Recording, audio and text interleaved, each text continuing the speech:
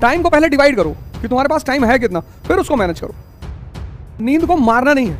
अगर तुम नींद को मारे तो एक दूसरे रोग के शिकार हो जाओ। कुछ लोग सेटिंग को ही पढ़ाई मानते हैं, गलत ना।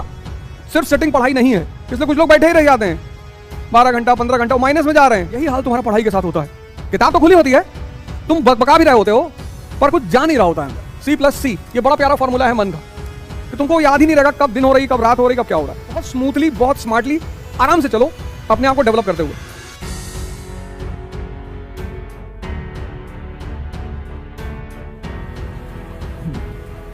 जय हिंद फ्रेंड्स।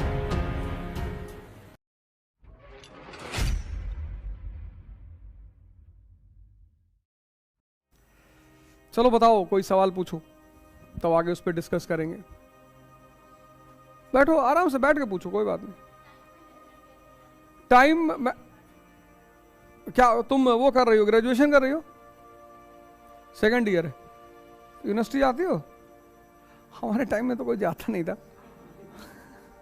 अब सेंट्रल हो गई है तो अटेंडेंस लगती होगी। नहीं, अटेंडेंस तब भी लगती थी। कितने घंटे क्लास करती हो? 14 घंटे को बैलेंस करना है, 14 आवर्स।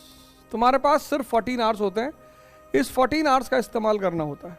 10 घंटे में तुम्हारा सोना है, यहां तुम जो कर लो, मतलब नींद है तुम्हारी, स्लीप है, इसी में तुम्हारा एसेसरीज है, वॉशरूम जाना है, नहाना है, वगैरह वगैरह, और योगा है, मेडिटेशन है, ये सब तुम्हारा इस 10 घंटे में।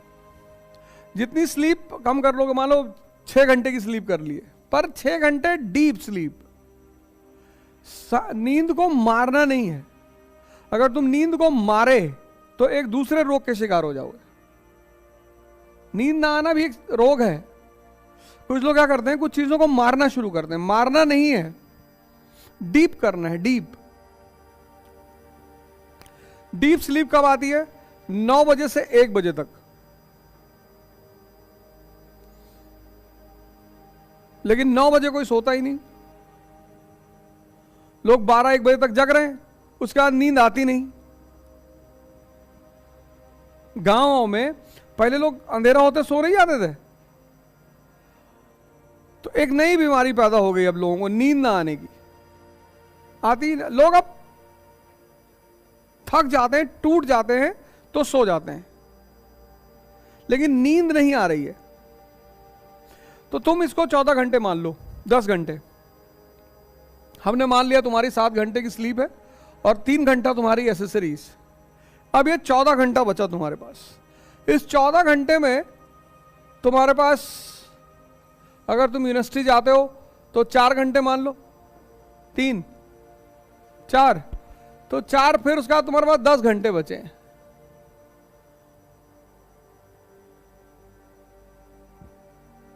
दस घंटे।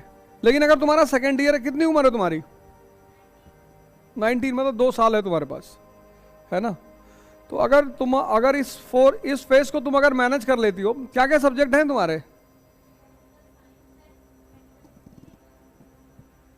और लास्ट ईयर में क्या रखोगी?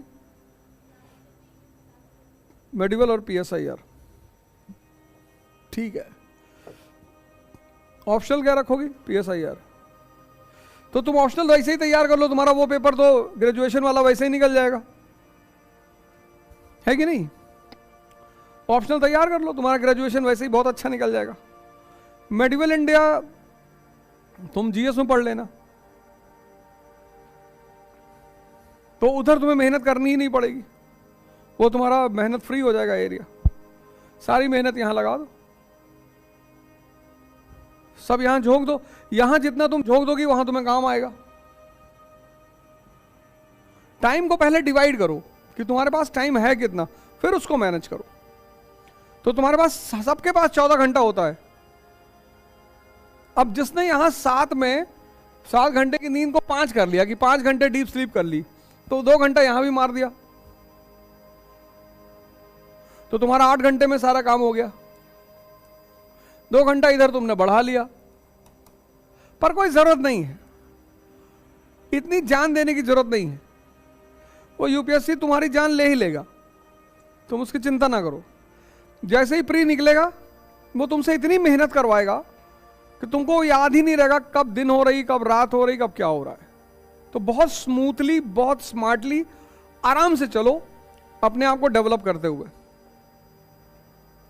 अपना विकास करते हुए। बहुत, क्योंकि जो लोग बहुत ज्यादा अत्य करते हैं ना, अत्य, वो ज्यादा भाग नहीं पाते। इतना करो जितना तुमसे डेली हो, खुशी से, जितना तुम डेली कर सकते हो। तुम डेली 6 घंटे पढ़ सकते हो, ठीक है, 4 साल में तैयार हो जाएगा, सिलेक्शन हो जाएगा। लेकिन तब तुम ये मान के चलो कि 4 साल लगेगा। यहां तुमने इसको बढ़ा दिया, 8 घंटे कर दिया, तो 2 साल लगेगा। लेकिन ये 8 घंटे और 5 घंटे की सोचना, ये तो सिटिंग है, ये सिटिंग की बात कर रहा हूं, 6 घंटे सिटिंग। कुछ लोग सिटिंग को ही पढ़ाई मानते हैं, गलत ना, सिर्फ सिटिंग पढ़ाई नहीं है।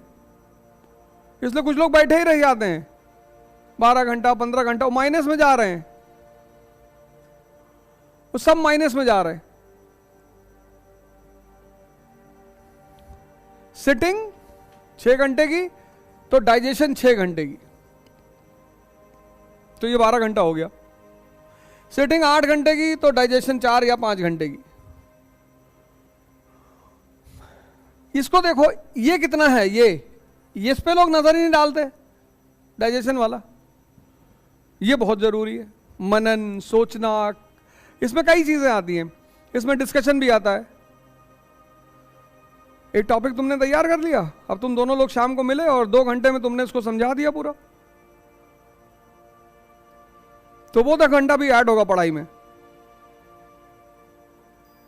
ये जो है सोचने वाला राउंड, इसमें कई चीजें आती हैं, सोचना आता है, कैलकुलेशन आता है, डिस्कशन आता है, लिखना आता है, ये सब आता है, पर वो डेडिकेटेड पढ़ाई को ही रहता है।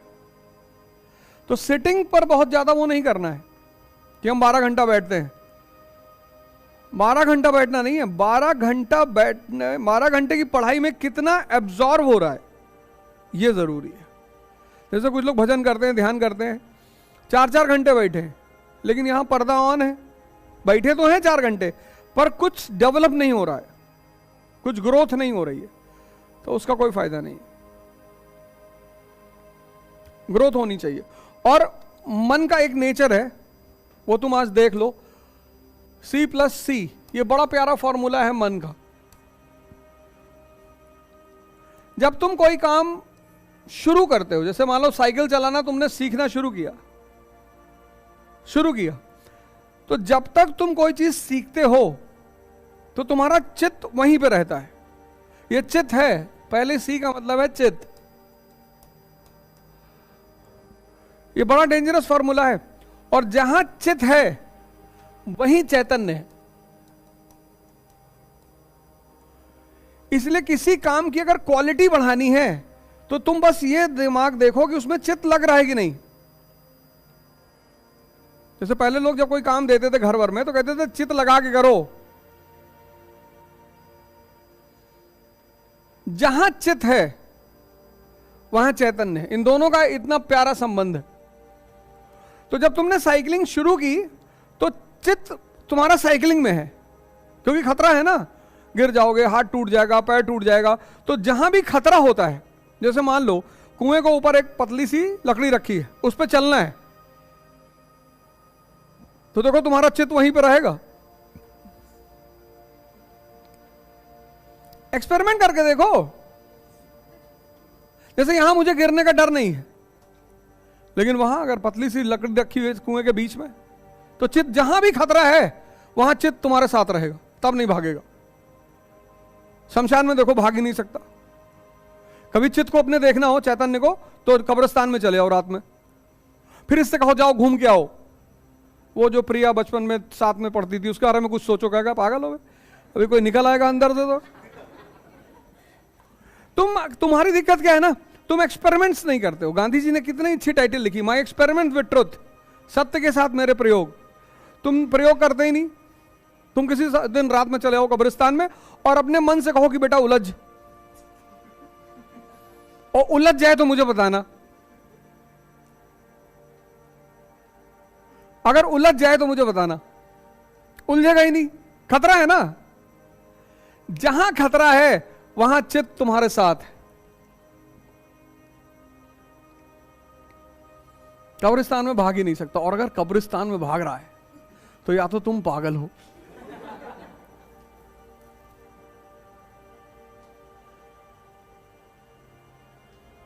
नहीं भागेगा। रात में जाओ 2 बजे, इतनी कहानियां हैं कब्रिस्तान की। तो लेकिन जैसे ही तुमने, अब देखो एक बात, जैसे ही तुमने साइकिलिंग सीख ली, जब सीख रहे थे तो बड़े अटेंटिव थे, जब सीख ली, साइकिल चलाना आ गया, अब नहीं गिरते, तब साइकिल चल रही है, चित्त कहीं और है। लेके गए, खोस दिए ट्रक में। लोगों ने कहा इतना बड़ा ट्रक, कहे भैया पता नहीं दिमाग कहां था, कहते नहीं लोग। यही ध्यान है।